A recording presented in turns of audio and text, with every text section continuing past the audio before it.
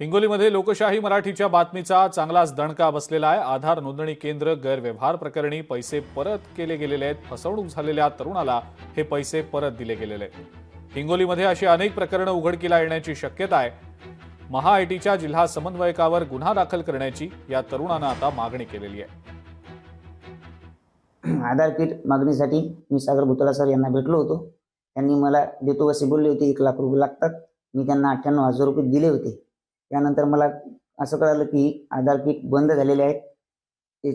तर मला त्याच्यानंतर त्यांना मी बोलत होतो की सर कधी मिळेल तर सर काय मला म्हणत होईल।